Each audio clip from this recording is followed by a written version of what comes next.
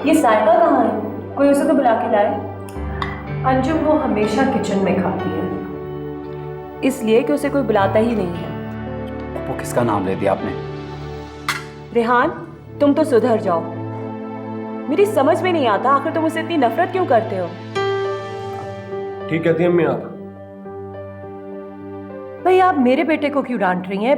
ठीक ही तो कह रहा है वो। आप लोगों के इसी रवैये ने बच्चों के जहनों में भी जहर भर दिया है।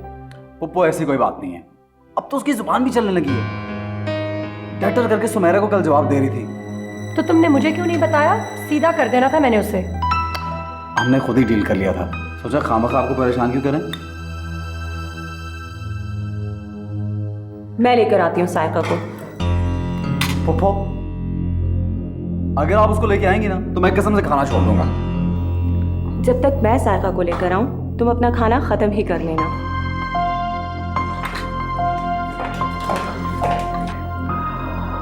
ये पुप्पो भी ना उसको सर पे चढ़ा रही है बहुत।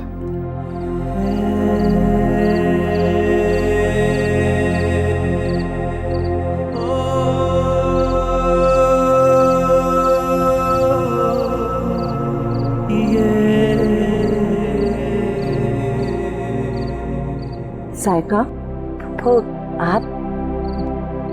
मैं पूछने आई थी तुमने खाना खाया, और अगर नहीं खाया तो चलकर हमारे साथ खा लो। मैं तुम्हें लेने आई हूँ। मैंने दोपहर को देर से खाया था फूफो। शुक्रिया, आपने मुझसे आके पूछा। वैसे तो खाना तुम्हें घर वालों के साथ ही खाना चाहिए। एक घर में रहते हुए ये तकल्लुफात अच्छे तो नहीं। अब तो मुझे आदत पड़ गई है पप्पो। कोई पूछता भी है ना तो अजीब लगता है। मेरे बस में हो ना तो मैं तुम्हें अभी यहाँ से ले जाती,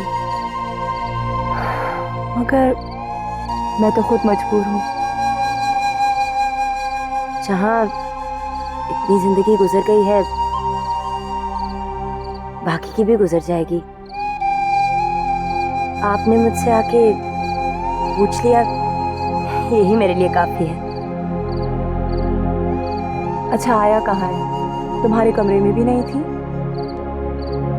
वो किचन में होंगी। साइका, अम्मी जान ने तुमसे हादी के बारे में कुछ कहा था? जी, बस यही कहा था कि वो आएंगे और मैंने उससे अच्छे तरीके से मिलना है। और कुछ? अच्छा, तुम्हारे लिए कुछ खाने को भिजवा दूं? नहीं, बस आप मुझसे आके कभी कभी बात कर लिया करें, मुझे बहुत अच्छा लगता है।